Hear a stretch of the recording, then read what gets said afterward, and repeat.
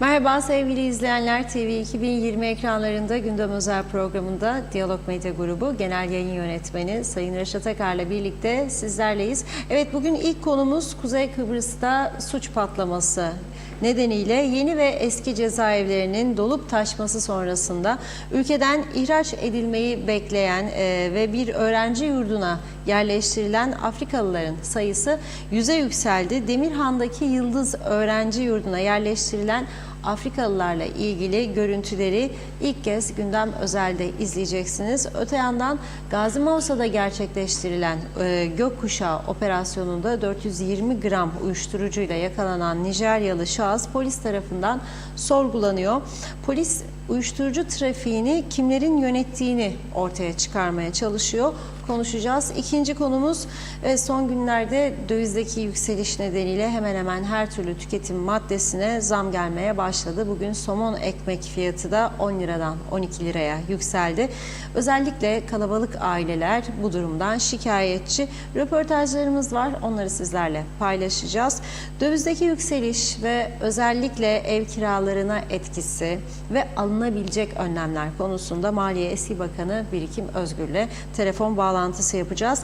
Bir diğer konumuz İsrail-Hamas savaşı nedeniyle güneyden kuzeye geçen Kıbrıslı Rumların sayısının azaldığı belirtiliyor. Aras'ta esnafı konuyla ilgili röportajda savaşın etkilerinin adada hissedildiğine dikkat çekti. Detaylarını ele alacağız.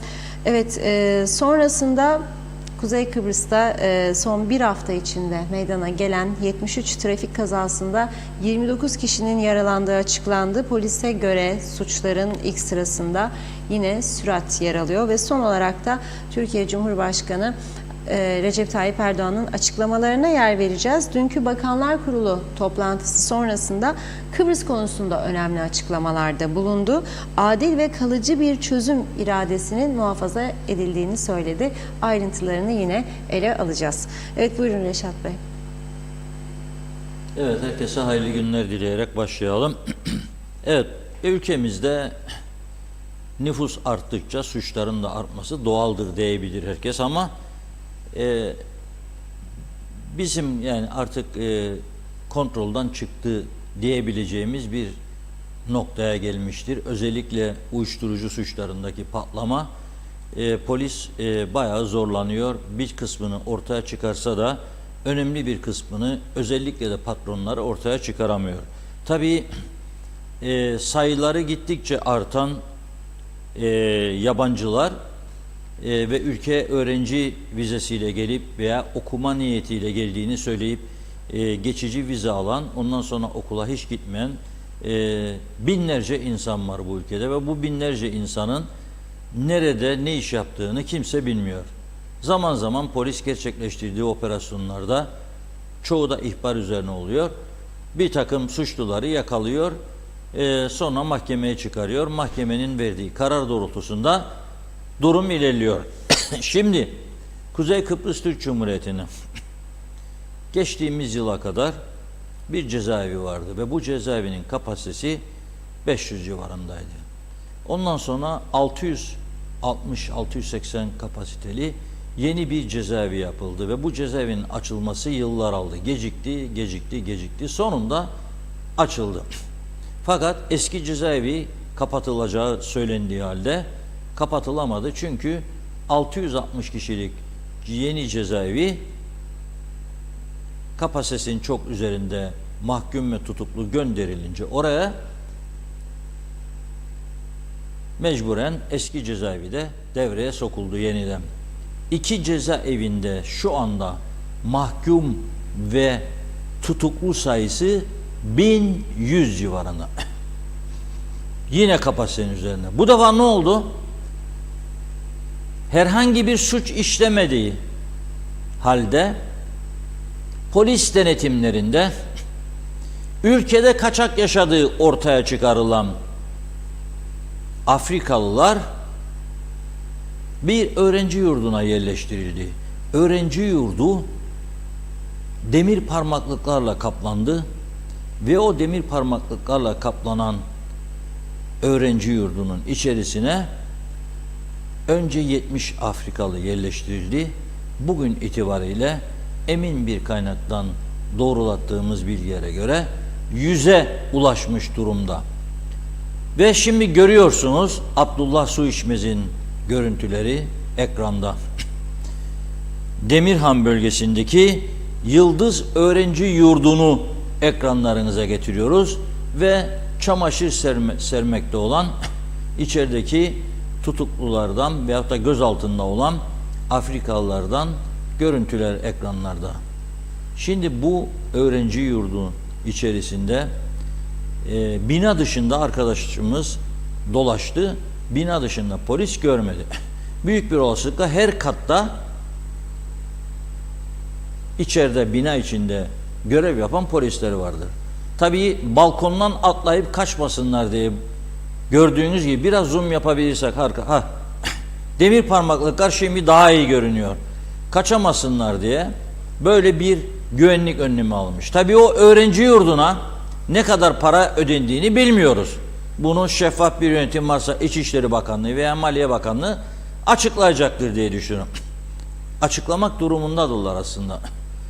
Şimdi bu öğrenci yurdunun da her odasında 2 kişilik yatma imkanı var. 2 tane yatak. Yani bir odayı 2 öğrenci paylaşıyor normalde. Ama öğrenci olmadığı için, binada boş olduğu için devlet burayı para vererek kiralıyor. Korona sürecinde de aynı yurt kiralanmıştı geçici olarak. Şimdi aynı şekilde bu ihraç edilmeyi, ülkeden deport edilmeyi bekleyen Afrikalılar ve bize yansıyan bilgiye göre bazı odalarda 10 kişi kalıyor. Lütfen dikkat edelim buna. 2 kişilik odada 10 kişi barındırılıyor. Sayı arttıkça 10 kişi barındırıyor. Peki burada bir soru vardır. Neden bu insanlar gönderilmiyor da buraya tıkılıyor da buraya da para veriliyor? İşte cevap bekleyen soru budur. Cevap bekleyen soru budur. Muhaciret yetkililerinin bunları derhal ülkeden deport etme hakkı olduğu halde bu insanlar deport edilemiyor. Sizce gerekçe nedir? Gerekçe no money diyormuş. Maliye para yoktur diyormuş. Şimdi ayın 21'i kaldı 6 gün emeklilerin maaşları dönecek. Ondan sonra da normal maaşları dönecek. Bu arada ilaç siparişleri verildi. 400 milyona yakın para ister. Beklesinler canım. Tamam da yurda boşuna para ödüyorsun. Ayrıca bu insanlar orada insanlık dışı bir şekilde barındırıyorsun. Gelmeselerdi buraya. O ayrı mesele. Sen soktun. O suç da senin suçun. Yani bu ülkeye sen koymadın mı bunları?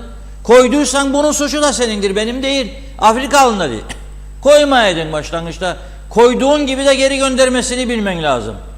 Şimdi aylardan beri buradan bağırıyoruz. Deport fonu, deport fonu, deport fonu. Nasıl ki taşınmaz mal komisyonu için karşı tarafı ödeyecek bir fon oluşturmadılar bugüne kadar ve bütün kuzeydeki Rum mülkü kullananların hepsinin geleceğini tehlikeye attılar. Resmen tehlike altındadır. Rum mülkü kullanan herkes tehlike altındadır. Bunu bilsin. Aldım da yaptım da bütün geleceğimi, geçmişimi harcadım da gelirse de ayağından vurun, bunlar laftır. Aynı şekilde bununla ilgili de aylardır buradan uyarı yapıyoruz. Yani niçin yapıyoruz bunu? Yani hiç kimse kimsenin düşmanı değil. İyi niyetle söylüyoruz. Çünkü görünen köy kılavuzu istemez derler. Gelecek tehlikeyi görebiliyoruz. Onlar nasıl göremiyor? Bunu anlamıyorum. Nasıl göremiyorlar? Hala daha bugün böyle bir fon oluşturulmuş değil. Bu fon da oluşturulmadığı için ki bu fonun adı deport fonu olacak ama bir de taahhütname konması lazım. Geçirilecek olan karara Bakanlar Kurulu yasa gücüne kararname de geçirebilir. Meclis istersen meclisten de geçirebilir bunu. Hiçbir milletvekili itiraz edemez buna. Edemezler. Hakları yoktur.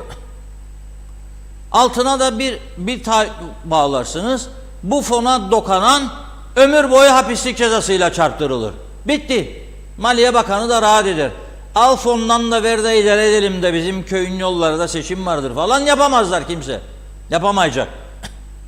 Fakat hiçbir şekilde bu kararı almıyorlar.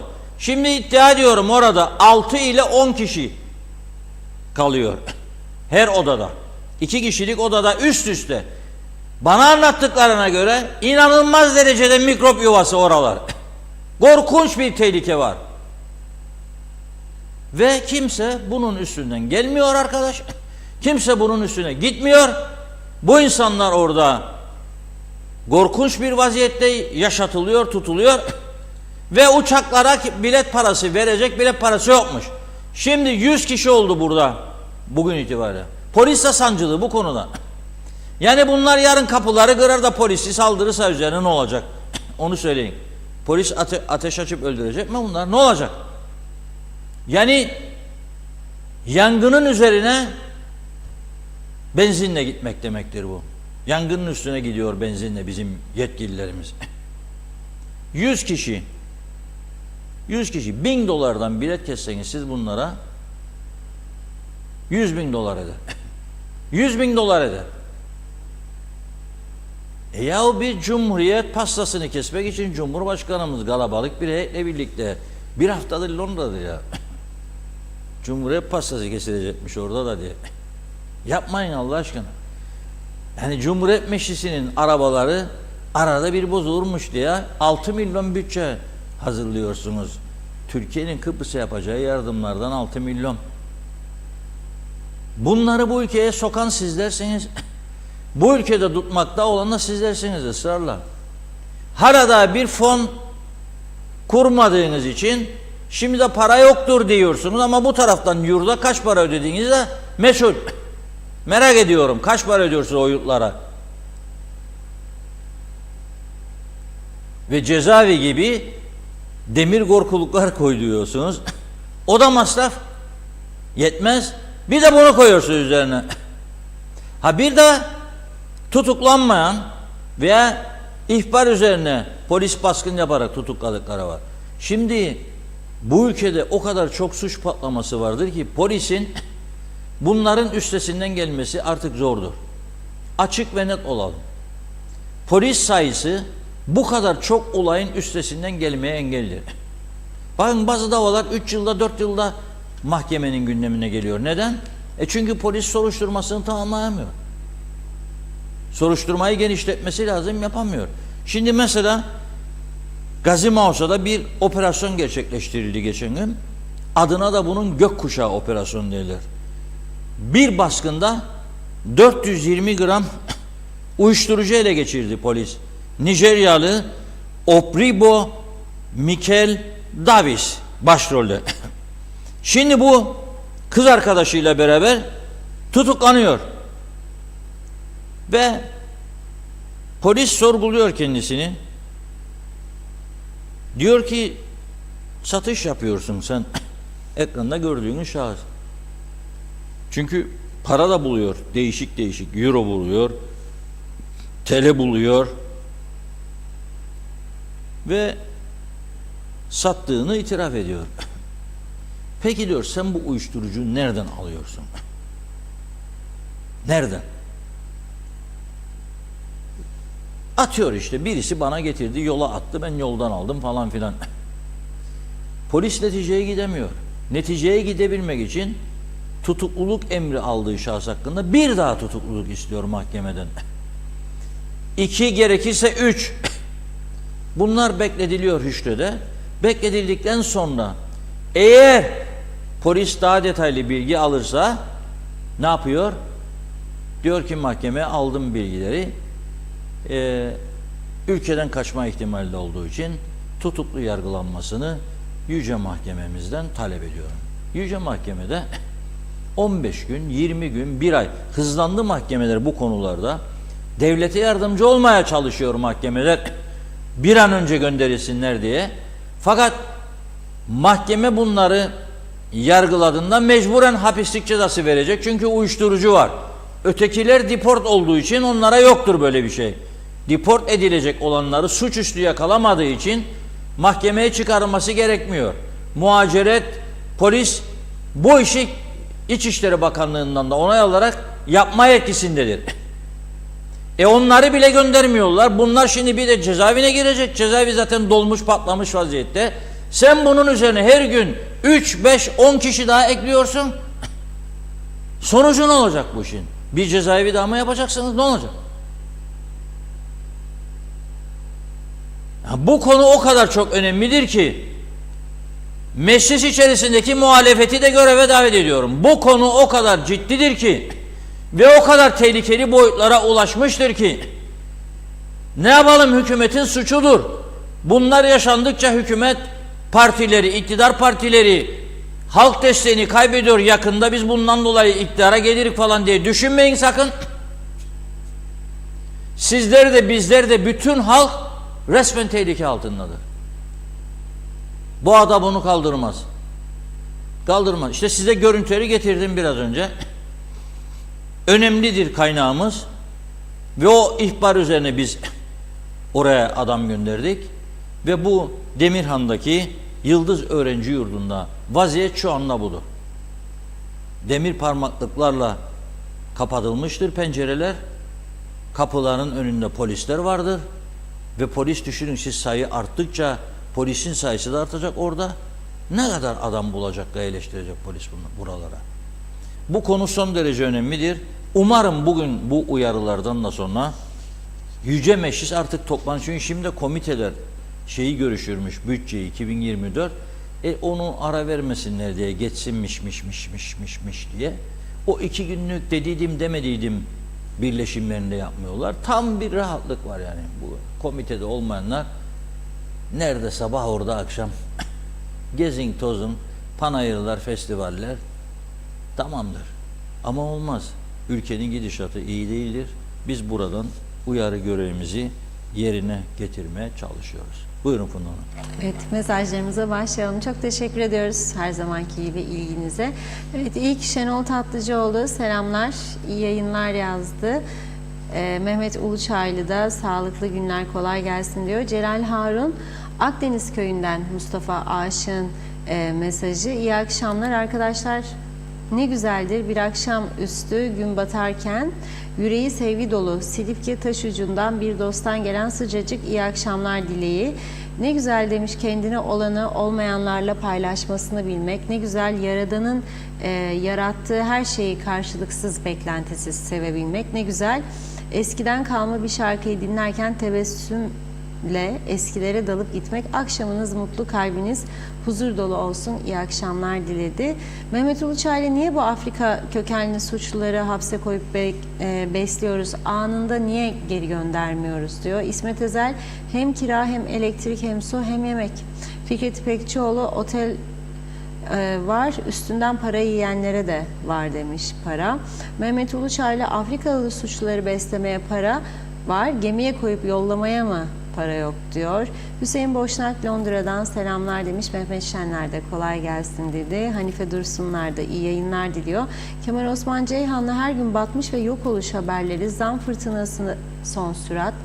İnsanlık bitmiş, polis artık olaylara yetersiz kalıyor. Devlet bir an önce emniyet güçlerini güçlendirmesi gerekiyor dedi. Hasan Nihat Erduran, gelir vergisi listeleri, vergi cenneti olduğumuzu gözümüze sokar gibi, ne dersiniz Reşat Bey demiş. Ali Dere Seven, emlak satışlarında bizleri bekleyen tehlikeler konusunda aydınlatırsanız çok memnun oluruz. Rum ve İsrailler büyük bir oyun içindedir. Satın alınan emlakların arkasında çoğunlukla bu iki devlet vardır. Yetkililer göz göre göre resmen bizlerin ve geleceğimizin kuyusunu kazıyorlar. Erdal Yarkın iyi akşamlar dilemiş. Cemil Kurç da iyi yayınlar.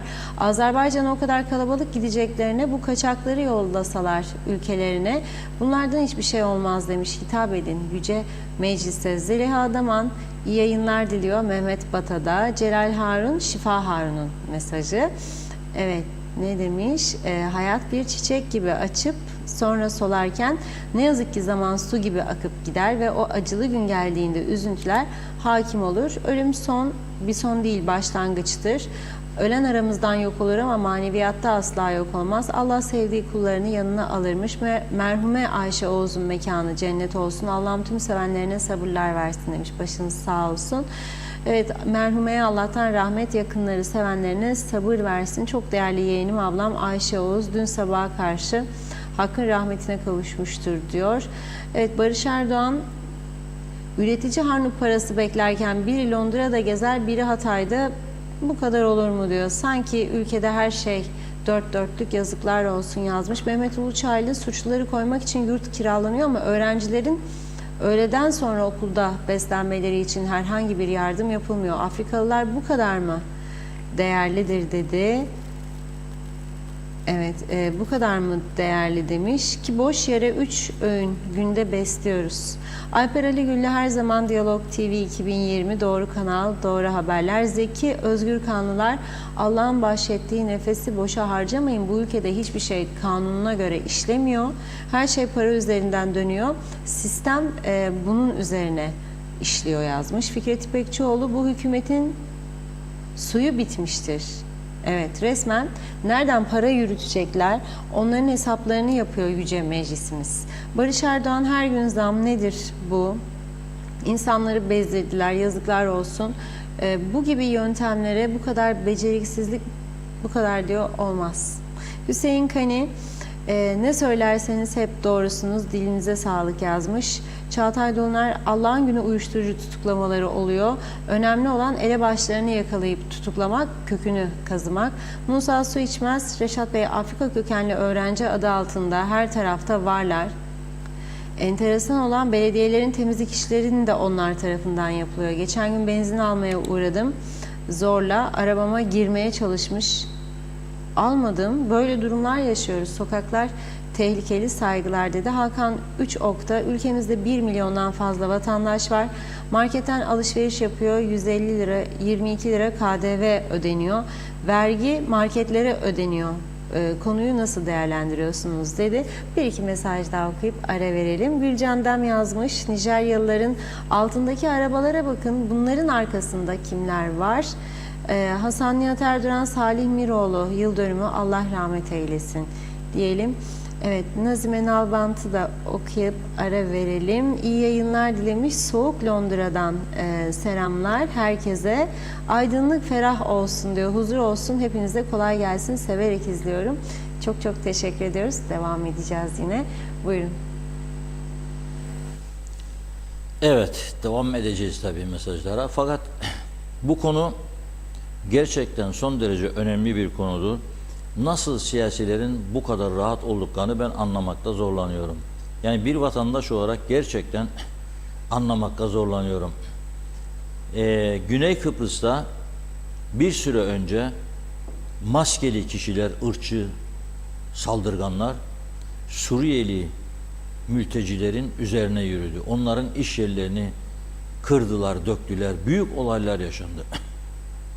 Rum polisi bunu önlemekte çok zorlandı.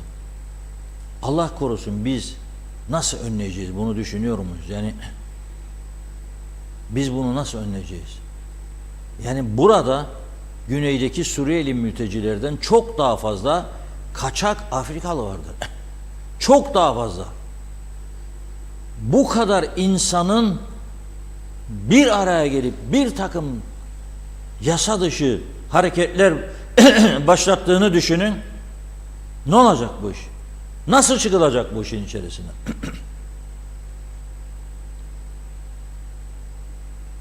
Bir süre önce Güney Kıbrıs'takiler, yine Afrika kökenliler, siyasi parti oluşturmak için girişimde bulunmuşlardı. Ve Rum yönetimi onları reddetti tabii, ama çok ciddi tehditlerin geldiğini yazdı Rum gazeteleri. Ve bu siyasi parti talebinde bulunanların aslında kendi ülkelerinde, Nijerya'da rejim aleyhtarı oldukları ve tehlikeli bir gruplar oldukları açıklandı. Bizim yetkililer bizi yönettiğini iddia edenler hiçbir şey okumuyorlar, ezici birçoğunu. Ne gazete okurlar? Bırakın yani yabancı gazeteleri. Bırakın güneydeki gazeteleri. Bizim gazetelerimizi de, bizim yayınlarımızı da. Ya bugün bakamadım. Sorarsanız bugün önemli bir haber vardı, gördünüz mü diye. Vallahi bakamadım bugün ya. Gelen gidenden ne yapacak ya, bu işleri gelen giden çok. Kabul etmeyin. Kabul etmeyin. Girin devletin ajansına, tak ajansına. Haber bültenlerinin yarısı devlet yetkililerinin kabulleridir be kardeşim. Kabulleridir. Hangi ülkede vardır böyle bir şey? İşte Bağlama Çalanlar Derneği meclis başkanı ziyaret etti. İyi güzel. Başlasın çalmaya, bağlamaya, biz de oynayalım. Yapacak başka bir şey yok. Ne bileyim yani, bunun gibi birçok şeyler. Keman sanatçıları başbakan tarafından kabul edildi veya Cumhurbaşkanı Minik Ali'yi başarılarından dolayı kutladı. Ya bunlar olsun olmasın demiyorum ben. Vaktileri var, çok vakitleri var. Boş dururlar, yapacak iş yok. Onun için diyorum, bu ayakkabı bize çok büyüktür. Gerek yoktur 50 kişilik parlamentoya, gerek yoktur hem Cumhurbaşkanı hem Başbakan hem onlara bakana. Bir lider olur, dışarıdan tekrar 5 tane adam seçer, bal gibi de idare eder bu ülkeyi. Mecliste yasa yapar sadece. 30 kişi, o kadar. Yasa yapar sadece. Yok seçildim ben bugün de beni bakan yapmazsan sana gününü gösteririm. Ben de bilmem ne yaparım, rakibini desteklerim. Öyledir, şu anda böyledir bu iş. Ve bu düzen hep böyle gidiyor. 40. yılını kutladık KKTC'nin. Ne değişti? 40 yıl önce de aynıydı, bugün de aynı. 40 yıl öncekiler belki daha iyi seçim yaparlardı. Özür dilerim. Boğazımla bağırmaktan dolayı. Bir de klimalar başlar çalışsın. Ben sıcak havaya karşı alerjim vardır. Klima çalışınca ısı verir, ben alerji olurum. Arkadaşlara da söylemiş olayım da ısı vermesinler odaya, buraya. Yani gerçekten alerji olurum. Ne demek yani şimdi bu? 40 yıldır aynı şekilde bizi götürüyor. Ben 74'ten bu yana söylemem. 74'ten sonra eleştirdiğimizde 83'e kadar KKTC'nin kuruluşunda o dönemin yöneticileri bize ne derdi? Yahu daha yeni doğmuş bir çocuğu beklersiniz yani siz 100 metre koşuda birinci gelsin. Devlet yönetmesini bilmezdik, yeni başladık, öğreniyoruz. Tamam, 74'ten 83'e öğrendiniz 9 sene, yetmedi 10 sene. Ama ben oradan buraya bakıyorum, daha öne gitmiyoruz, daha geri gidiyoruz. Tam tersi, o dönemde 100 metreyi koşabilecek durumdayken şimdi 10 metreyi koşamıyoruz. Meclis sayısı 30'u 50'ye çıkardılar. Ne değişti? Niçin 50 kişi? Niçin bu kadar çok makam? Cumhurbaşkanı, başbakan, 10 bakan, 50 milletvekili, ombudsman, Sayıştay Başkanı, başsavcı, yüksek mahkeme. Ver Allah Allah. Sayılarını bilmiyorum. 100, 200 müsteşar müdür. Çünkü müdürü var, müdürün müdürü var. Bakanlık müdürü var, kalem müdürü var. 150 civarında da müşavir var. Onlar da üst kademedeyken otur evinde al 70 bini. Hadi bakalım. Var mı böyle bir devlet başka yerde? Ona sen hala bulup veriyorsun 70 bini, evinde otur diyorsun adamı veya kadını. Ama bu taraftan Afrikalıları deport edecek param yoktur diyorsun. Yok be kardeş. Neyi vereyim der. Biraz daha bekleyin, ayarlayacak. Yoktur böyle bir hakkı kimsenin. Neyi bekleyeceksin? Hayır, bekledemezsin. Yok. Yoksa çare üreteceksin. Çaresi var. Girerken memlekete alacaksın parasını. Deport parasını. Ayrıca eğer öğrenci olarak geldiyse okullardan kayıt, her ay muntazam bir şekilde devamlılık belgesi isteyeceksin. Hala böyle bir talep yok. Hala böyle bir girişim yok. Nedir korkulan? Niye bunu yapmıyorlar? Gerçekten anlamak lazım. Ama bir süre sonra okullara adam bulamayacaklar, onu da söyleyeyim. Birileri diyecek ki bizimkilere kapattınız bu ülke vatandaşlarına girişi diyecek ki ben öyle duyuyorum. Eli kulağında. Ona da diyecek ki tamam durdurduk. Ve Onları bugüne kadar durduranlara diyecek ne yapalım? Yukarıdan geldi talimat, mecburum diyecekler. O zaman irade ne oldu? İrade meselesi ne oldu? Yani çok ciddi bir konudur. Üzerinde durmalarını canı gönülden bekliyoruz. Dolar olmuş 10 lira diye bir şarkı vardı, yayınlarız size devamlı. Dolar bugün girerken biz programa baktım 28.95. Euro 31.68. Sterlini hiç söylemeyeceğim çünkü bazıları sterlini duyunca ev kiralar genellikle sterlindir ya veya ev taksitleri. Onun için sterlini söylediğimiz zaman o ev kirası olanlar veya sterlin üzerinden veya ev taksidi olanlar ister istemez ciddi bir gerilim içine girerler. Aman der. Ya bakalım Osman, bizim 350 sterlin bu ay ne olacak? Mesela bugünün kuruyla. Yandık Osman diyor. Yanını Allah görür, merak etmeyin. Bir çare üretmek lazım diyorum. Bizim gibi ülkelerde. Şimdi mevcut hükümet mi bir önceki mi tam hatırlamıyorum. Dedi ki kira mukavelesini getirdin. Eğer döviz ise %13 stopajı alacağım senden. TL ise 8. Tamam ama şimdi TL yapan yok. Ama istopajı da 13 yaptın diye sana mukavele getiren de yok. Şimdi tam hava aldın sen devlet olarak. Ne %13'ü? İnsanları teşvik etmen lazım. Vergi ödesin. Ama yok da %13 diyorsun. Adam ne diyor? Evin parasını sen mi ödedin, beraber mi satın aldık? Mesela adam şimdi bugün Cyprus Mail Gazetesi Diyalog'un manşetinden bahseder. Trigoma'da diyor 2 odalı apartman daireleri diyor 200 bin istediğin üzerine çıktı. Dolar olarak da yapıyor hesabını. Güneydeki fiyatların üzerine çıktık. Bize koşturuyoruz.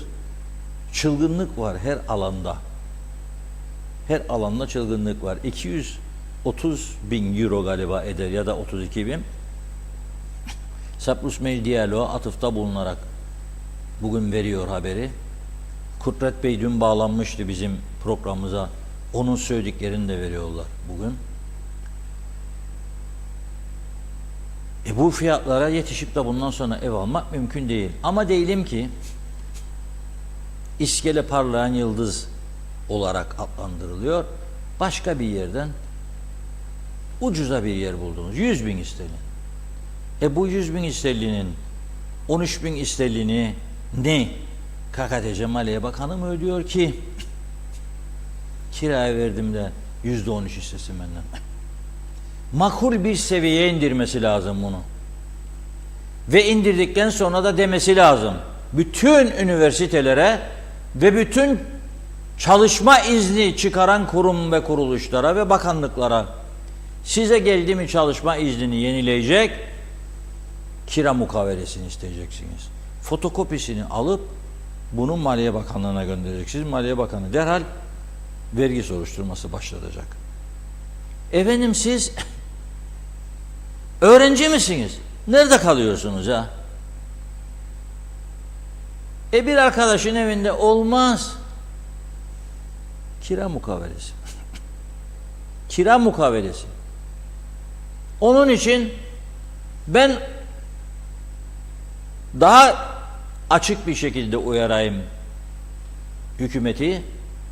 Çekin bunu %8'e, %6'ya hatta, ama denetim altına alın. Bakınız nasıl para akacak maliyeye. İnanamayacağınız kadar para akacak. Ve hiç düşünmeyeceksiniz 100 bin doları nerede bulurum deport edeyim diye. Zaten siz bunları deport edinceye kadar öğrenci yurduna, yemeklere, elektriğe, suya ödeyeceksiniz 100 bin doları. Dalga geçmeyin bizimle. 2 tane 100 bin ödenecek. 2 tane 100 bin ödenecek. Onun için şakası yok bu işin. Peki biz şimdi nasıl, başka ne tür önlemler alınabilir? Nasıl korunacak? Mesela kiracı 300 sterlin verir ayda. Şimdi onu da söyleyeyim hadi bugün, artık diğerlerini söyledik. 36.27 sterlin bugün. 40'a doğru gidiyor. Bu akşam FET'in açıklaması var. Bütün Türkiye ekonomi kanalları oluşuyor. FET ne diyecek? Acaba bilmem faizler ne olur, şudur budur falan filan. Perşembe günü de Türkiye Cumhuriyeti Merkez Bankası yeni kararlarını açıklayacakmış. Faizlerin bir miktar daha yükselmesini, Turkish lira faizlerinin bekliyorlar. O yüzden de bakalım döviz ne olacak? Az çıkarsa TL faizleri, dövizin çıkması devam edecek. Ekonomistler öyle der. Bakalım ne olacak? Şimdi bu konuları acaba bizim KKTC olarak elimizde herhangi bir imkan var mıdır? Mesela bu kiracıları koruyabilecek, nasıl desteklenebilirler? Ev sahipleriyle nasıl bir uyum olabilir? Kiminle konuşacağız? Maliye Eski Bakanı Birikim Özgür Bey'le. Hazır mı Özgür Bey?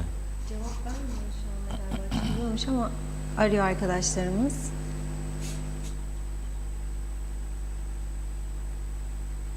Tabii dövizle ilgili fazla bir şey yok elinde yani hükümetin. Onu da söyleyeyim yani herhalde Birikim Bey de öyle söyleyecek.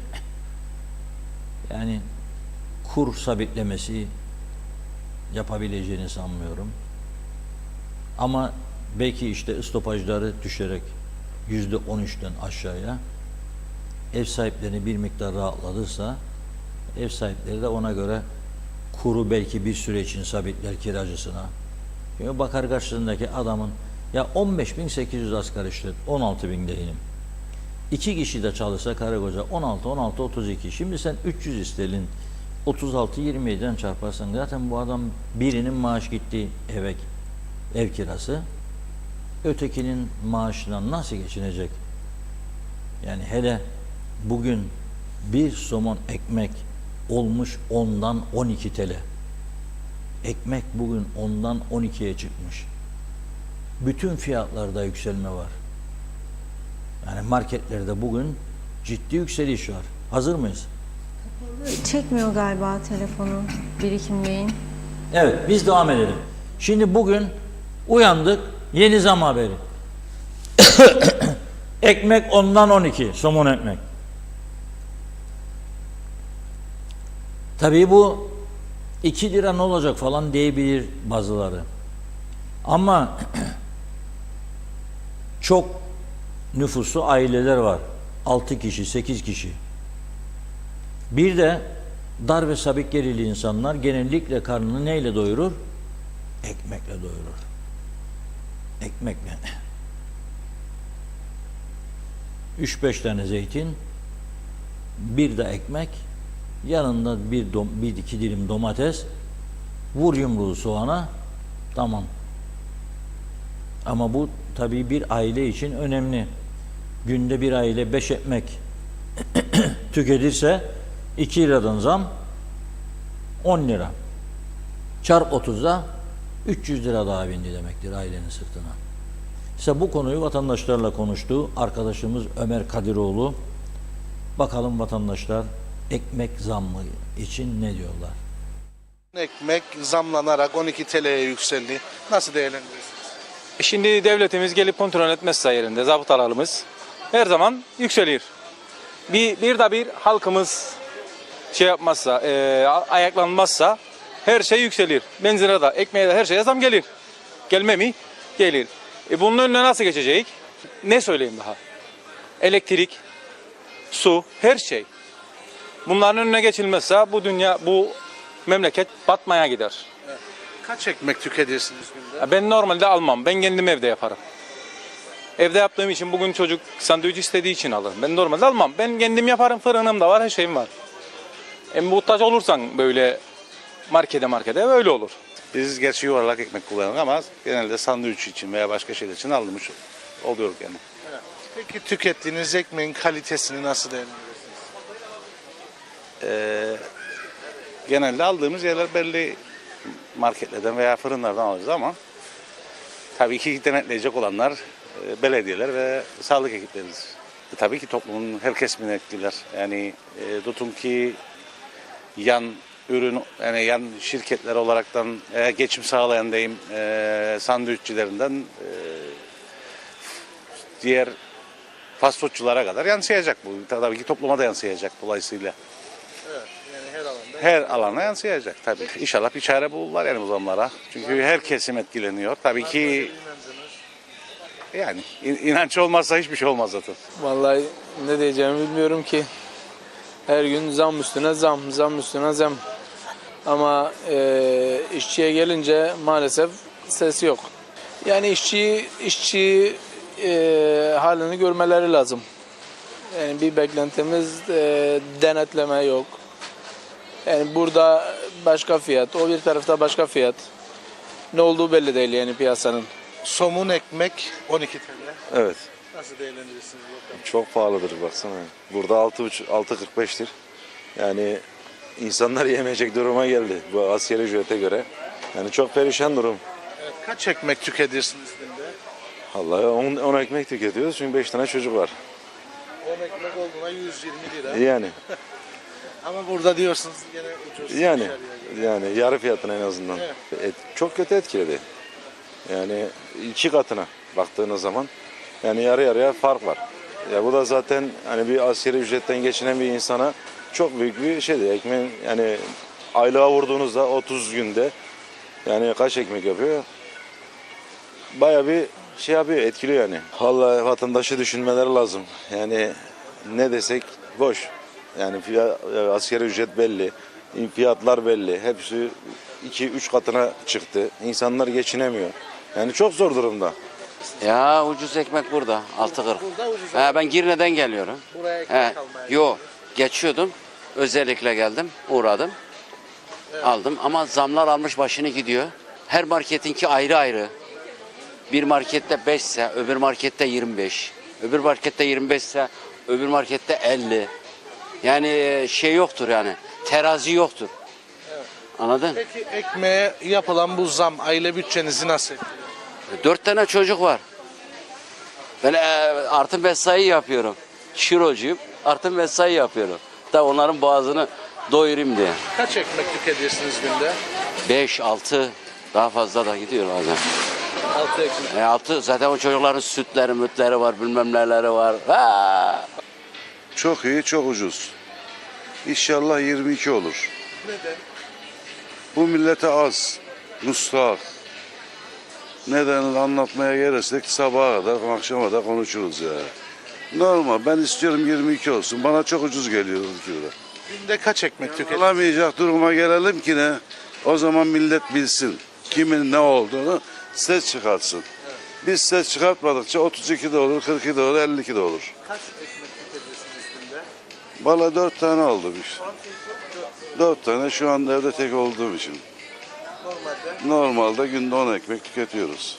Yetkililerin tuzu kuru. Olan vatandaş oluyor.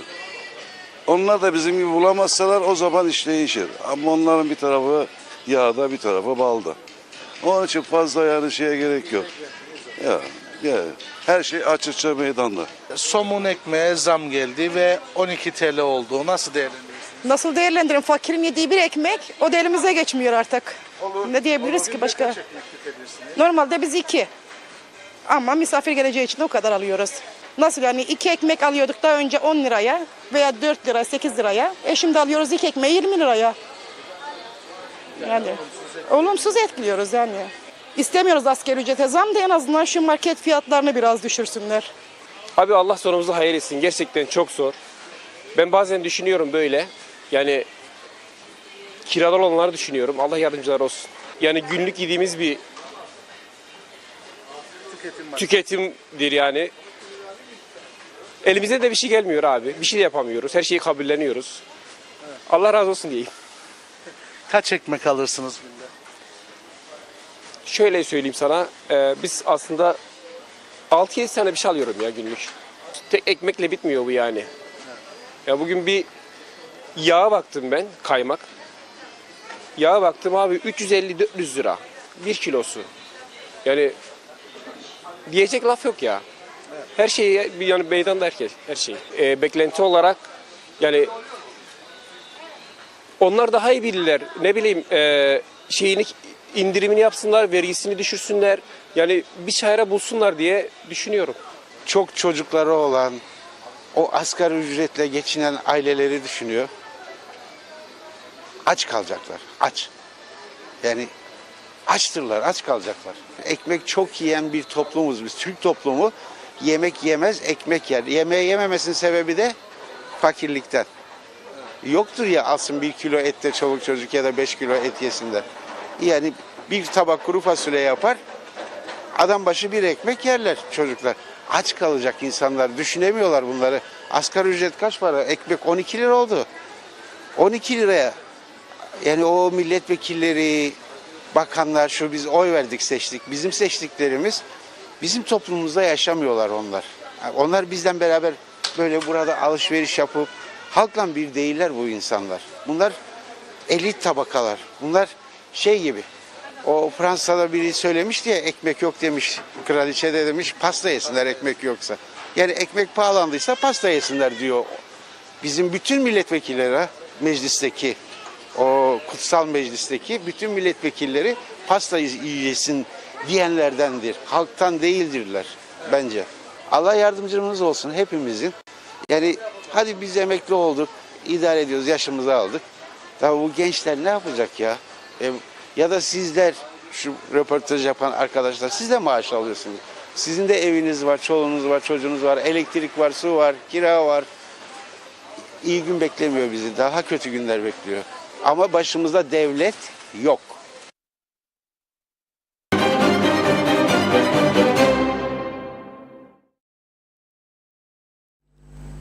Evet, vatandaşların görüşlerini dinledik sıcağı sıcağına. Zam bugün geldi. Bugün mikrofon vatandaşlara uzatıldı. Düşüncelerini aktardı. Gerçekten de aç insan yoktur deniliyor Kıbrıs'ta.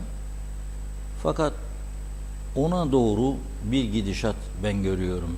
Yani dar ve sabit gelirli insanlar açısından iki sınıf oldu zaten. Bir tanesi, bir sınıf var ki paradan oynatmaya başladı.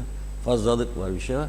Daha iyisini, daha fazlasını, şu olsun, bu olsun falan bir paradan da demeyeyim. İyi bir yaşantıdan daha iyisini derken bakalım sonu ne olacak? Benim çok iyi tanıdığım, dünya çapında ünlü dostlarım vardır.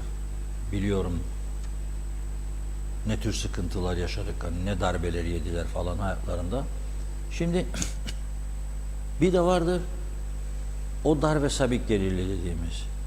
15.800 şimdi yıl sonunda 20.000 olsa da biraz önce bir hesap yaptık Funda Hanım'la röportajlar yayınlarken 300 sterlin ki bulmak mümkün değildir şu anda. Bakın mümkün değildir. Lefkoşa'da 2+1 ki en düşük kiralar Lefkoşa'dadır şu anda.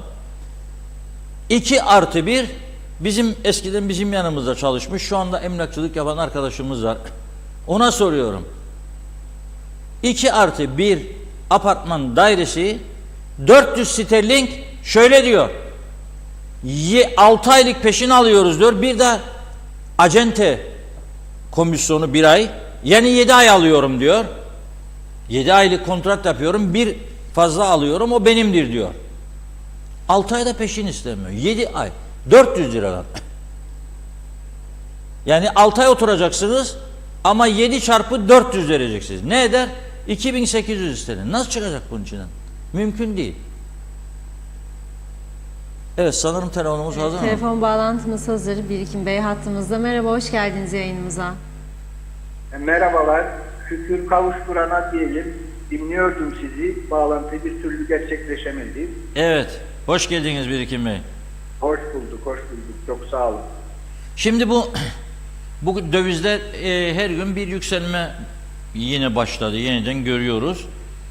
Bu tabii zamlar da arkası kesilmeden devam ediyor. Ekmek olmuş 12 bugün, ondan 12. Yani %20 gibi bir zam geldi bir anda. İsterlin de 36'nın üzerine çıktı bugün. 36,5 civarlarında. Şimdi bu kiracılarla da ev sahipleri arasında ciddi gerilimler yaşanıyor. Çünkü adam girerken mesela isterlin kuru 22 idi, 23 idi. Hadi öderiz. Şimdi 36,5'a çıkınca zorlanıyor. Bir de devlet büyük çapta kiralanan yerlerden vergisini alamıyor. Çünkü stopaj %13 olması sizce vergi ödemekte insanları geriletiyor mu? Yani adam %13'ü ne vereyim be ben enayi miyim falan. Bunu aşağılara çekerse daha gönüllü bir hareket olabilir mi? Maliye Bakanlığı yaptınız. Ne düşünüyorsunuz bu konuda? Bir de bu mesela kiracıları bu dövize karşı koruma ne yapılabilir? Yıllardır tartışılıyor. Bir sonuç alınamadı ama sizin aklınızdan geçen bir formül var mıdır? Evet. Şimdi makro düzeyde bakmak gerekir diye düşünüyorum meseleye. Enflasyonla mücadele için biz ne yapıyoruz? Bu sorunun net bir cevabı bizim ülkemizde yok. Kiralar da ve bütün diğer sürekli artan fiyatlar da tabii ki enflasyonun birer unsurudur. Ancak bizim devlet yönetimi açısından konuşuyorum. Enflasyonla mücadeleyi ön plana çıkaran ve bu çerçevede bir programı uygulamak için cahdeden bir anlayışa öncelikle ihtiyacımız var. Yani bu olmayınca herkes özellikle sizin de bahsettiğiniz dövizdeki artışa bağlı olarak pire ısısı çık yukarı çok kaotik bir ortamda biraz da fırsatçılık yaparak açık konuşmak gerekirse fiyatlara bindirdikçe bindiriyor ve bunu devlet kontrol etmediği sürece de maalesef olan geniş halk yığınlarına, dar gelirli insanlara oluyor. Yani bu hikayeyi biz doğduğumuzdan beri bu şekilde gözlemliyoruz ve maalesef bu anlamda da özellikle kriz dönemlerinde dar gelirli insanların korunmasına dönük gerekli tedbirleri devletin alabildiğini ben bugüne kadar çok görebildim diyemem maalesef. Yani bu noktada bizim kararlı bir enflasyonla mücadele programı. Türkiye'de var bu. Türkiye uğraşıyor, bir şeyler uygulamayı deniyor. Ama bizim gündemimiz hiçbir zaman enflasyonla mücadele kavramı etrafında şekillenemedi. Kiralar özelinde konuşurken siz sözleşmelere atıfta bulundunuz. Devlet vergi stopajı düşürse daha iyi olur mu? Öncelikle şunu hepimizin bilmesi gerekiyor. Bir, bu konuda evini kiralayan insanların yatırımını çıkarma gibi bir güdüsü var. Evet. Ve bu haklı bir bakış açısıdır. Yani düşünün siz belli bir, zaten biliyorsunuz inşaat maliyetleri metrekaresi 300 sterlinden çıktı 1000 sterlinlere. Bunun dünyadaki enflasyonla, fiyat artışlarıyla da doğrudan bağlantısı var.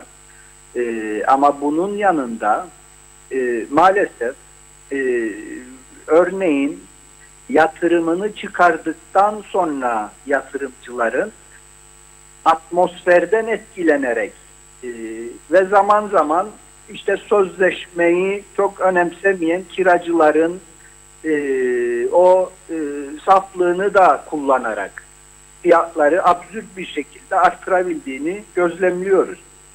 Yani ben yatırımının geri dönüşünü önemseyen yatırımcıyı mağdur etmeyecek şekilde bu fiyatların kontrol edilebileceğini düşünüyorum. Birinci kural, bütün ticari alışverişler gibi kira anlaşmalarının da mutlaka sözleşmeli olması gerektiğidir. Bunu kiracı talep edecek. Ve sözleşmesine enflasyon oranını aşmayacak şekilde artış yapılabileceğine dair bir maddeyi mutlaka koyacak. Avrupa ülkelerinde bu yasa olarak da vardır mevzuatta. Yani o kuralları belli ülkeler koymuştur ve kimse kafasına göre kira bedellerini arttıramaz. Bizde ya sözleşmede olacak, devlet eğer güçlüyse enflasyon oranını bir sınır olarak koyacak ve sözleşmesi olmasa dahi ev sahiplerinin kirayı en fazla enflasyon oranında arttırabileceğine dair bir yasalara yedirecek ve bu çerçevede belli mağduriyetleri en azından azaltmaya dönük devlet de bir şey yapıyor diyeceğiz günün sonunda. Siz az önce emlakçıların yaklaşımından da bahsettiniz. Ben emlakçılar kötüdür gibi bir mesaj vermek istemem. Ama aracıların bir etkisi olduğunu bu süreçte ve zaman zaman manipülasyonlar da yapılabildiğini bilmemiz lazım. Ve bunun cezai bir müeyyidesinin mutlaka olması gerekir. Yani belli bir bölgede kiralar artmış, onu duymuş, ev sahibini yönlendirerek kendi aracılık yaptığı evin kiralanması sürecinde de fahiş fiyatların istemeyen kiralamaz kardeşim falan mantığıyla gündeme gelmesini sağlayabilen aracılar olabilir. Bunları da dikkatlice devlet izlemesi veya ilgili sivil toplum kuruluşlarının bu konuyu dikkatlice ele alması ve kontrol etmesi gerekir. Bu anlamda da bir kaos olduğunu gözlemliyorum ben şahsen. Dolayısıyla burada en önemli nokta bana göre sözleşmesiz asla kiralama yapılmaması, sözleşmelerde bir artış sınırının mutlaka yer almasının sağlanması, gerekirse sizin dediğiniz gibi bunu özendirebilir tabii ki devlet. Ama bu önce kiracının kendine karşı sorumluluğudur. Siz sözleşmesiz bir eve yerleşirseniz bir yıl sonra başınıza neyin geleceğini bilemeyebilirsiniz. Ama kirasını düzenli ödeyen ve sözleşmesi elinde olan ve o sözleşmesinde de artış oranlarının sabitlendiği koşullara sahip olan kiracılar göreceli olarak pek tabii ki daha rahat olacaktır. Ve evet, dar gelirli insanlar hep bu fiyat artışlarını sonradan gelirlerine yansıtıldığı için genellikle de enflasyon oranında artış alıyor çalışanlar. Yani asgari ücrette artış alıyor enflasyon oranında. Kamu kesimi zaten alıyor. Öğrenciler açısından yani bu tam olarak ifade edilemeyebilir ki onlar da çok önemlidir bizim ekonomimizdeki yerleri. Ama günün sonunda baktığımızda mevzu geriden gelen bir gelir artışının olmasıdır bu enflasyon koşullarında. Yani biz peşinden koşuyoruz, yetişemiyoruz bu fiyat artışlarını. Belli noktada bir miktar yakınlaşıyoruz sadece.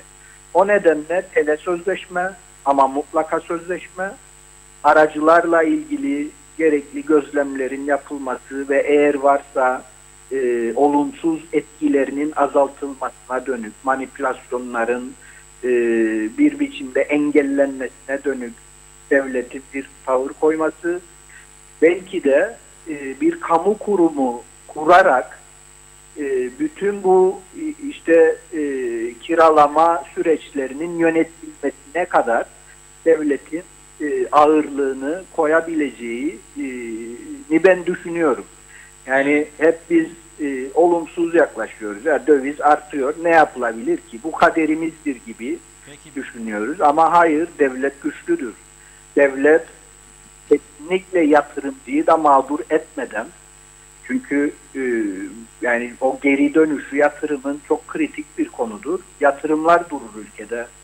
Eğer bugün geçmişte atıyorum 5 veya 7 yılda yatırımı geri dönüyorsaydı bir yatırımcının aldığı kirayla ve bugün bu 20 yıla çıkıyorsa bu da mutlaka gözetilmesi gereken bir husustur. Evet. Yani tek taraflı illaki kiracıyı koruyacağız diyerek siz ülkede yatırımları durdurma hakkına da sahip değilsiniz devlet olarak. Orası öyle. Bu dengeyi gözetmek koşuluyla yapılabilecek işler olduğunu ben şahsen düşünüyorum. Yeter ki dar gelirliği düşünen, yani bakış açısı olarak dar gelirliği gözeten bir devlet yönetimi anlayışı olsun ve makro düzeyde de enflasyonla mücadeleyi gerçekten önemsesin devlet. Bunun Tamam. için yapılabilecek çok fazla şey vardır. Hiçbirini biz şu anda bu ülkede konuşmuyoruz. Yazık. Çok yazık. Peki şunu sorayım son size de. Maliye Bakanlığı yapmış bir kişi olarak devlet istemesi halinde bu kira sözleşmelerini, kira gelirlerini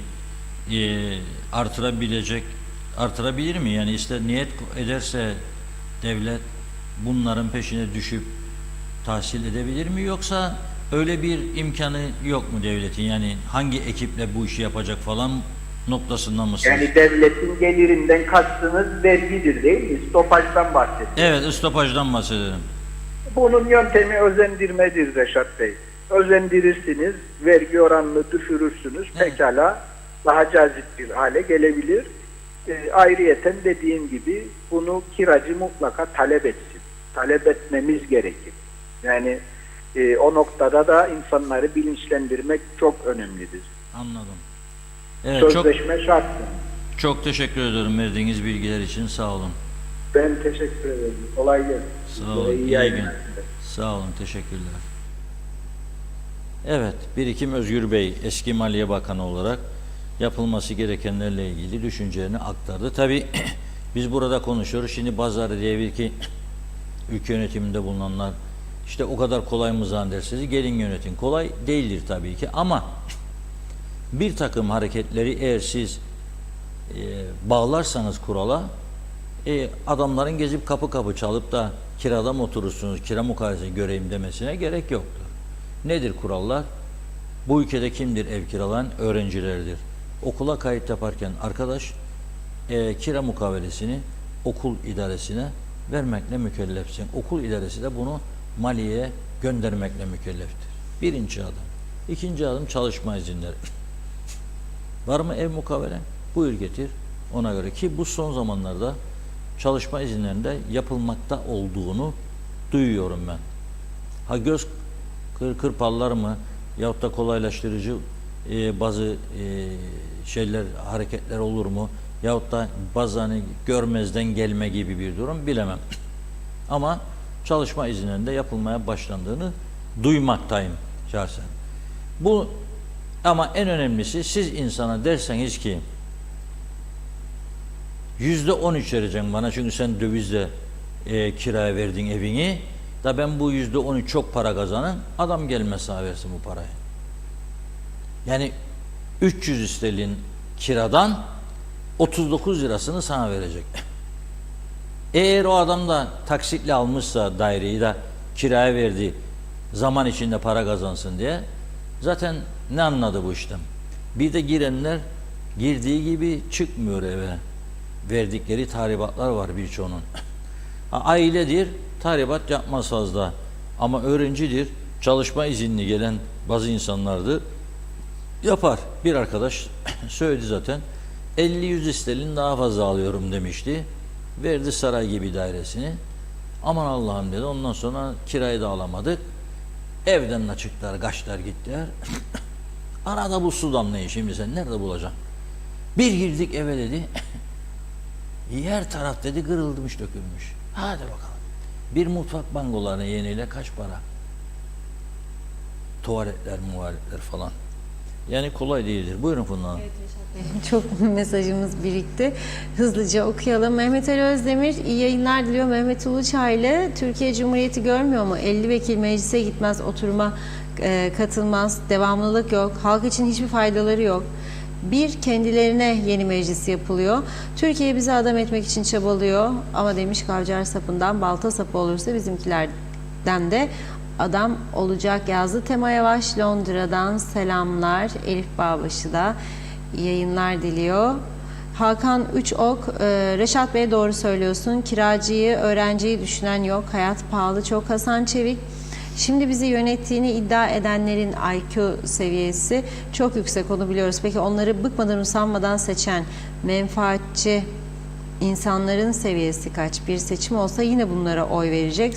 Sonra seçimden bir hafta sonra eleştirmeye başlayacak. Fikret İpekçioğlu, hangi hükümet gelirse gelsin bu hükümet gibi yönetirlerse onları da halkımız tepe takla aşağı indirmeli yazdı.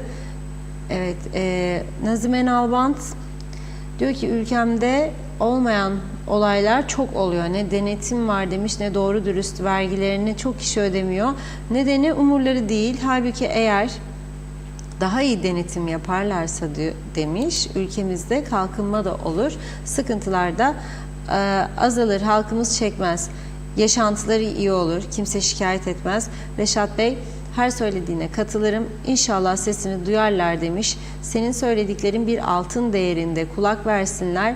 Zamlar da artık olmasın, tarafsız haberleriniz için sonsuz teşekkürler dedi Nazime Hanım. Celal Harun Leman Çamlıbel ablamız formunu korumaya devam ediyor. Tüp gaza ve ekmeğe gelen zam haberleriyle muhteşem bir bedduayla halkın düşüncelerine tercüman oluyor yazdı.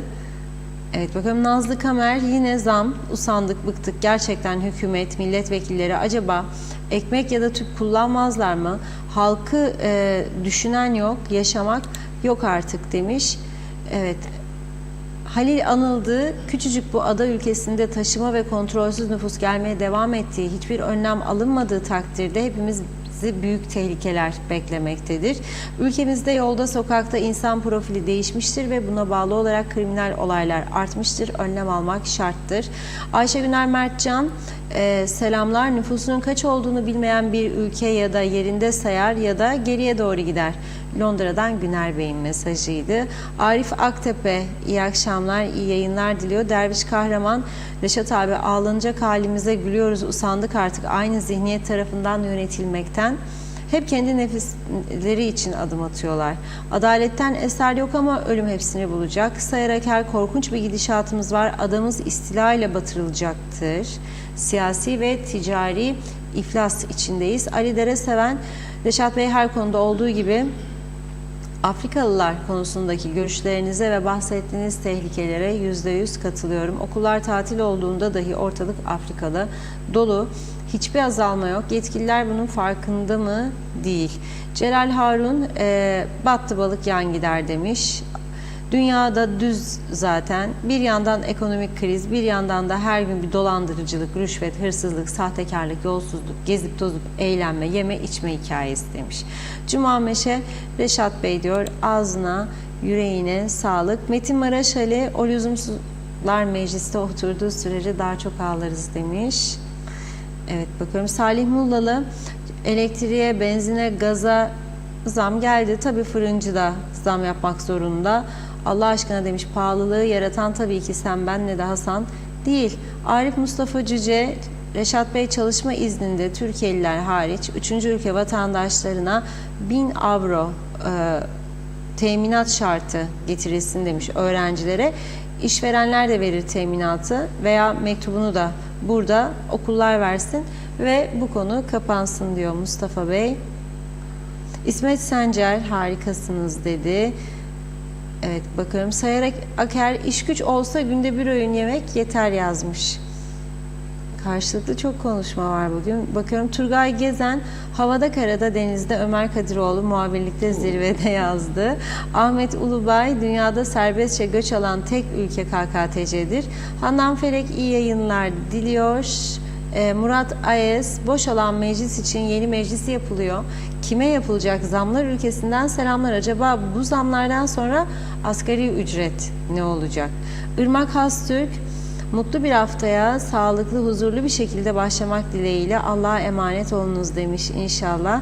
Sizler de Aynur Yüzügüler de iyi yayınlar diliyor. Zehra Sencer de yine Erenköy'den sevgilerimle süpersiniz demiş. Hakan Üçok, Reşat Bey, Anavatana 181 vilayet var. Markette ekmek 5 lira. Konuyu nasıl yanlış yazın 81.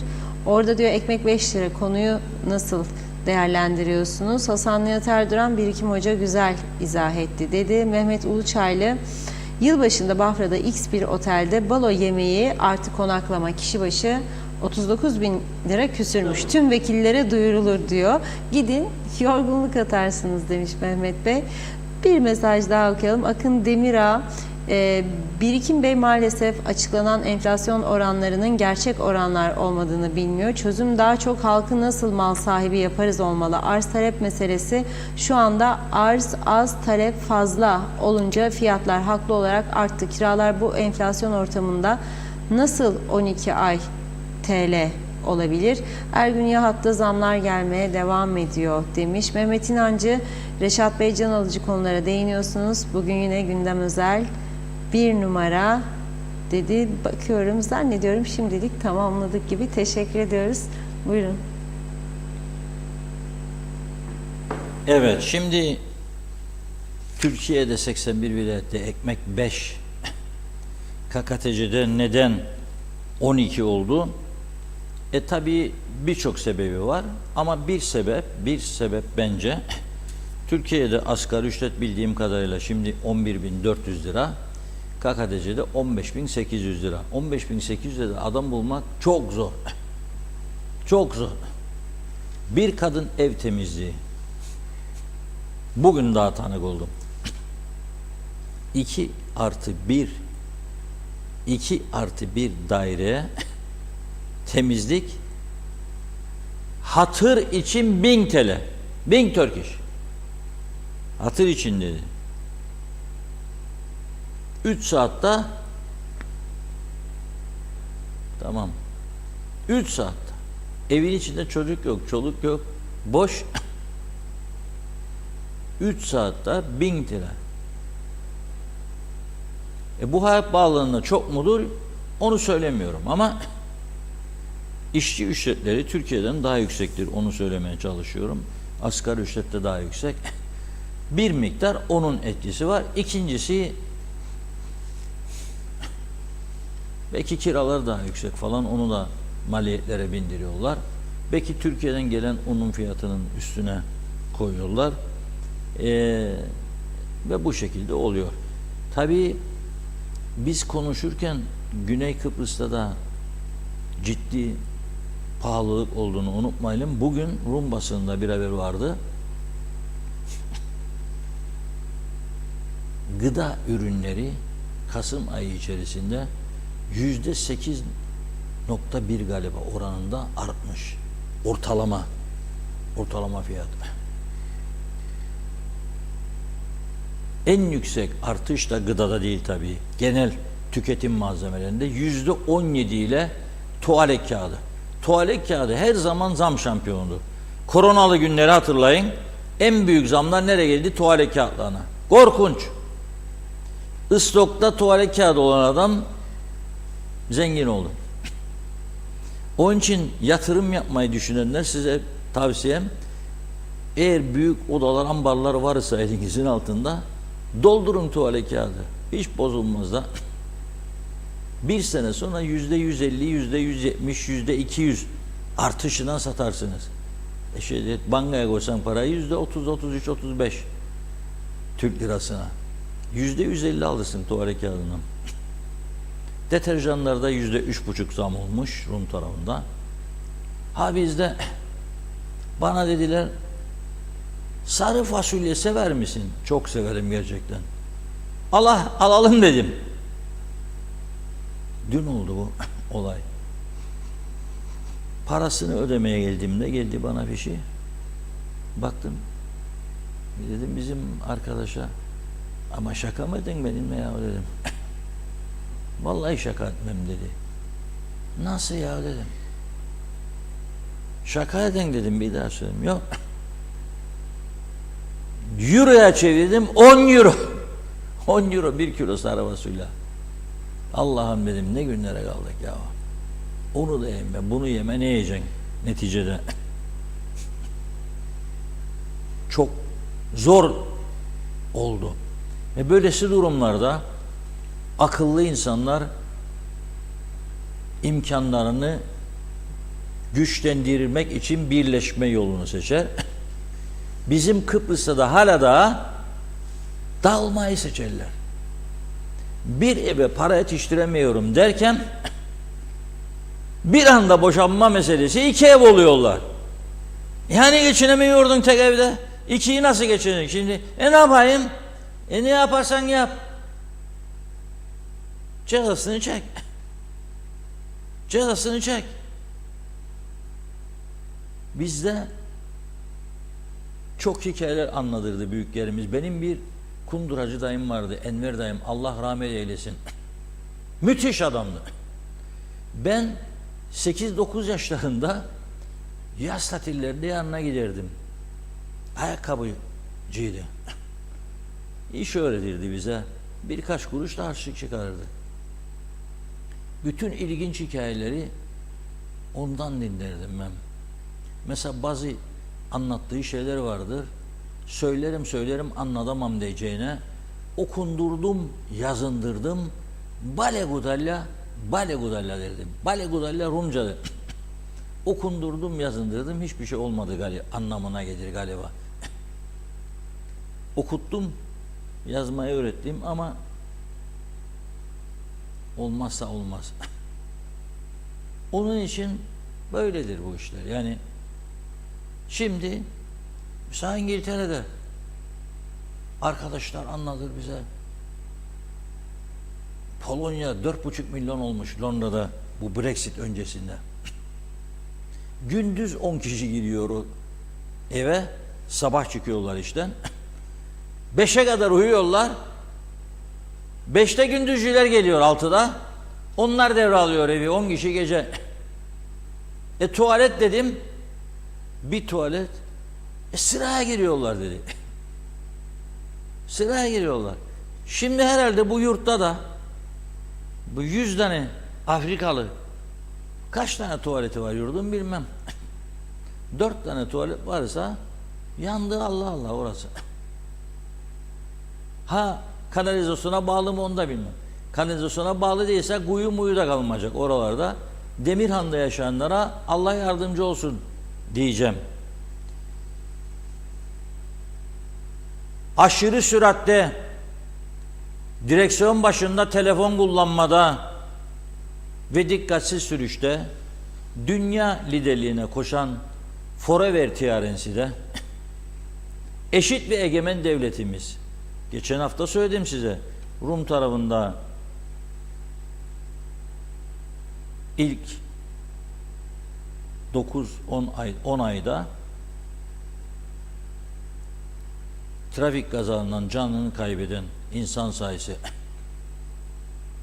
24 veya 28 unuttum şimdi. Forever Tiyarensi'de 41. Düşünün siz artık. Şimdi polisin bir haftalık raporları açıklandı bugün gene.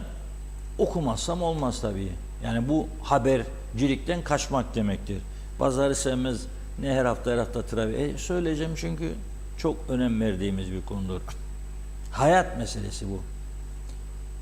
Bir haftada 73 trafik kazası, 29 yaralı. Tabii bu kayıt altına giren kazalar. Kaydedilen. Bir de var kaydedilmeyenler var. Arkadan çarptın kendine yanından hafif tık dedi. Sigortalanmasın. Polis uğraşmaz onunla. Onlar ayrı. Onları ekleyecek olsalar 300-400'den aşağı değildir. Şimdi bu kayda girenler. 13-19 Kasım tarihleri arasında 73 trafik kazası, 29 yaralanma, 29 kişi yaralanmış, 52 tane kaza hasarla sonuçlanmış. Sebeplerine gelince diyor polis, 22 tanesi bu kazaların süratli araç kullanmaktan, 16'sı dikkatsiz sürüşten. İkisini ben birleştiririm çünkü süratli giderken dikkatsiz oluyor çoğu. 38 kavşakta durmuyor. Ne duracak acelesi var. Dünyanın en büyük iş patronlar falan burada yetişecek ki fabrikadan milyonlarca ürün çıkarması lazım. Yetişecek çıkarsın. 14. Yakın takip tamamen kültürsüzlüğün sonucu. Kültürsüzlük egemen oldukça bu ülkede bunlar daha çok olacak. Arkasına geliyor. 10 santim kaldı. Hala böyle vuracak arkadaş. Neredendir bu yani? Yakın takip 12, diğer etkenler 9-4. Çok değil, 5 milyona yakın da maddi hasar olmuş. Ne olacak? 5 milyon 4 haftada, 20 milyon 12 ayda 240 milyon. Hiçbir şey. Bu arada Polis bir haftada 11.514 kişiyi denetliyor. 11.514 kişi denetliyor. 2.184'üne ceza kesiyor. Her hafta söylerim, bugün de söyleyeceğim. Varsa bir dünya ülkesi bu durumda, buyursunlar bana, desinler ki vardır. Ben de öğreneyim. Ben bilmiyorum ve hiç ihtimal vermiyorum. Bu kadar ucuz mu ya bu işler? Yani bu kadar. Bu suçların, inanamayacaksınız değil mi? 2184 suçun 800 tanesi süratmiş. 800 sürat. Bak bu sebeplerini söyleyeyim. Psikologlar beni, Linda Hanım dinlerse şimdi hak verip vermediğini yazar bana biraz sonra. Veya diğer psikologlar. Paris'te olanlar da duyar beni şimdi, izlerler çünkü bilirim. Yazsınlar bana. Nereden kaynaklanır bu?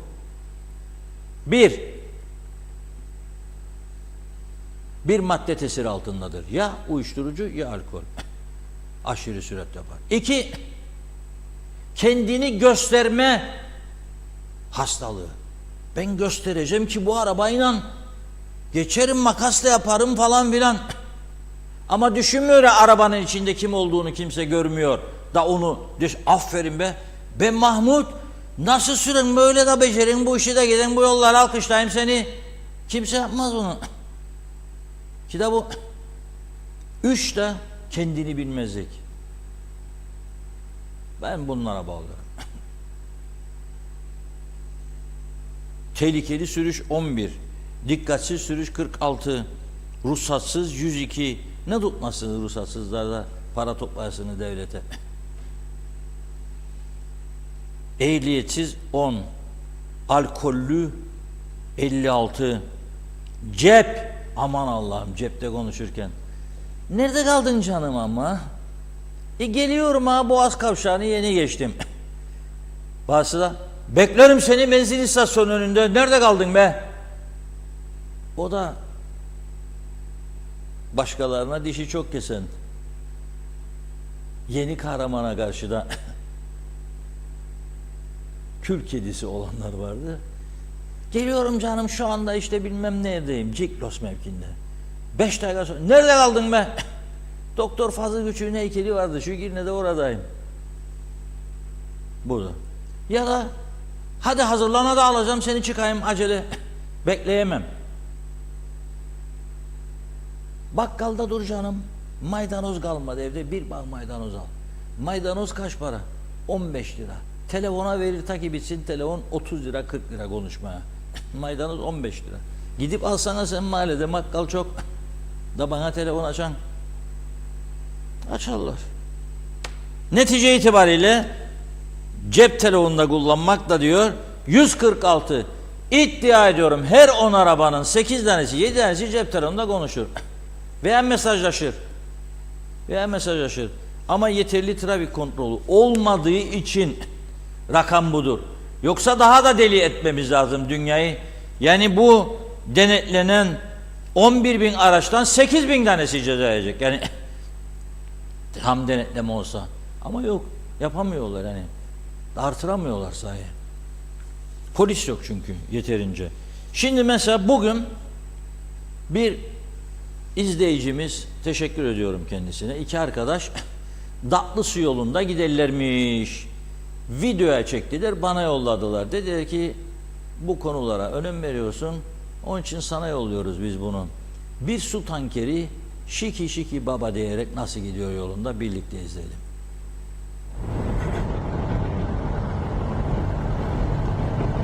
Evet, ilerliyoruz. Boru çaldığımız halde görmüyor. Sağ lastik patlak. Buyurun. Plakası.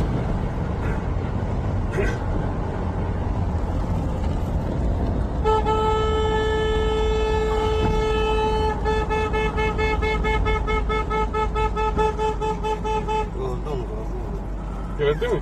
Bence. Daha hızlı gitmiyor.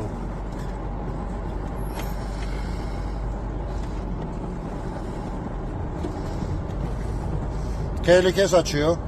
Aman şimdi kopacak şakalar. Yine devam et.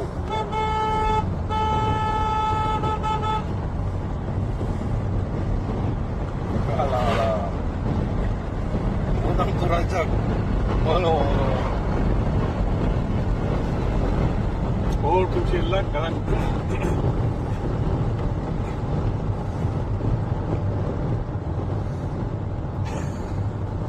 He, hortuma bak. Dayalı gider. En az 80'inden 100 gider ha.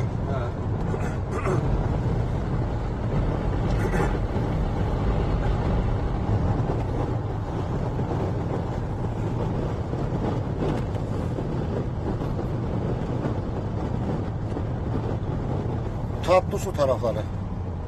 Dayalı gider. Bu virajın adı nedir be, bu yolun adı? Tavşan geçidi. Tavşan geçidi.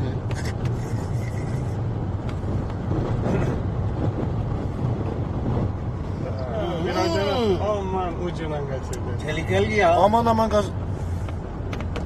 Allah.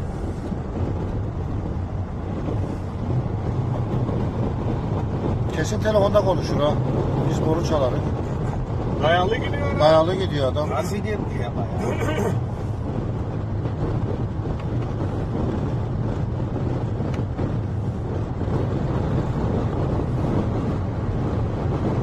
Dayalı gidiyor ha, 70. Kaçta gidiyorsun sen? Ben 75 gidiyorum neredeyse arkasında. 50'ye düştün, o Taşa bak. 70 ile gider. Fazla. 50'lik yolda.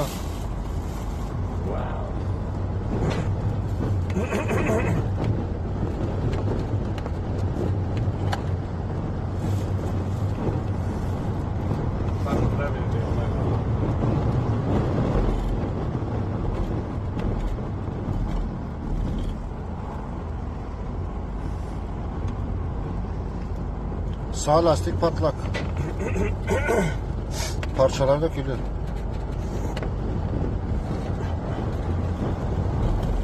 Yani bunu dikiz aynasından görmüyor mu? Eşeğe mi? Aynadan bunları, aynaya bak diyor. Geçecek de durur. Yoksa nereye geçecek?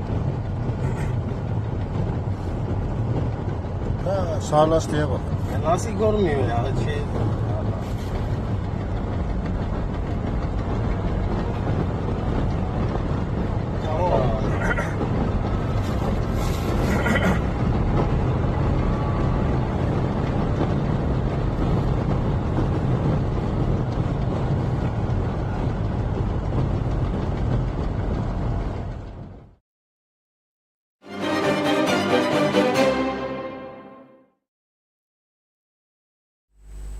Evet, gördüğünüz gibi lastiği patlamış su tankerinin arkadan, su hortumu da dağılmış, yola sarkıyor.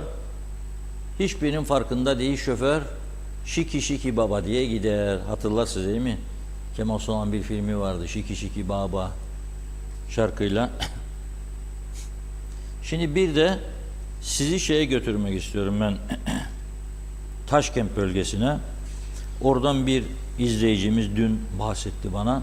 Yolların durumunu. Lefkoşa Kuzey Çevre Yolu Sanayi Bölgesi giriş çemberi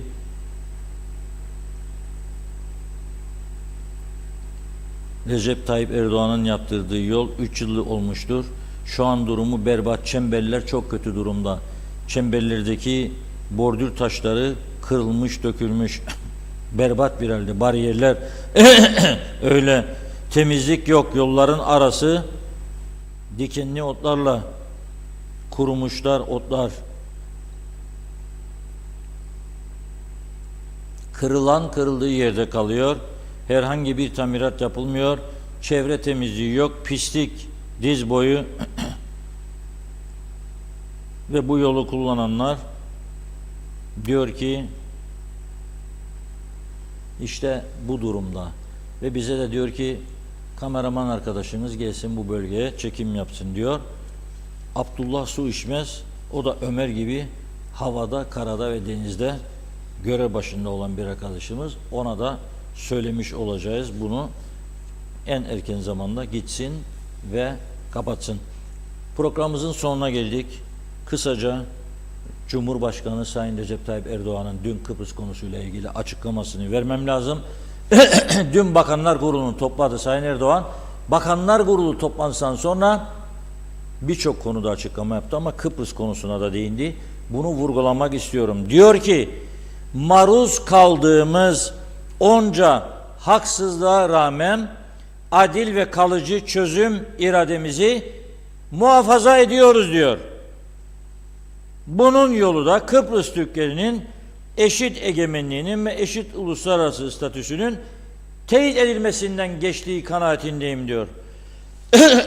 Zaten anlam planı da Kıbrıslı Türklerin iki eşit kurucu ortağından birinin olduğunu, kurucu devlet Kıbrıs Türk Devleti ve kurucu Kıbrıs Rum Devleti'ydi. İki eşit olarak algılanabilir bu. Yani buna benzer bir takım gelişmelerin yaşanabileceği bir süreç karşımıza çıkabilir. Çünkü aynı gün Dışişleri Bakanı Sayın Hakan Fidan da bir açıklama yapıyor. Kıbrıs diyor artık 60 yıllık bir sorun oldu diyor. Bir müzakere olacaksa iki toplum arasında değil, iki devlet arasında. Tekrar ediyorum, zaten anlam planında iki kurucu devletten söz ediyordu. Ve diyor ki Sayın Fidan, 7 Aralık'ta Atina'da düzenlenmesi kararlaştırılan Yüksek Düzeyli İşbirliği Konseyi'nin 5. toplantısı için hazırlıklarımızı sürdürüyoruz. İki ana vatan arasında biliyorsunuz ciddi yakınlaşmalar var. Savunma konularında da yakınlaşma var, görüşmeler var. Bunun Kıbrıs sorununa nasıl yansıyacağını önümüzdeki günlerde göreceğiz. Gelişmeye de sizlerle birlikte konuşacağız. Bugünlük bu kadar. Şarkımızı yarına bırakıyoruz maalesef. Vakit çok aşmıştır. Yarın inşallah güzel bir şarkıyı birlikte dinleriz. Evet, çok çok teşekkür ediyoruz ve tamamlıyoruz sevgili izleyenler. Yeniden görüşünceye dek hoşça kalın.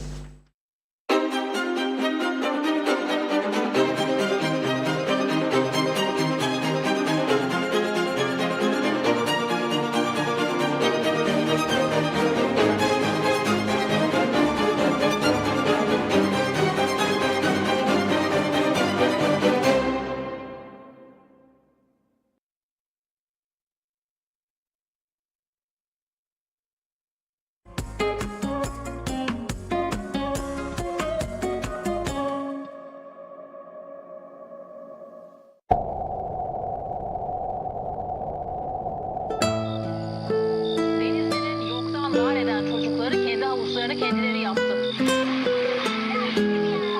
Ve biz havuz yediği çocuk olarak düşündük. Neden biz buraya bir havuz yapmayalım dedik. Çocuklar bir olup çok güzel bir işe imza attı. Kendi havuzlarını kendileri yaptı.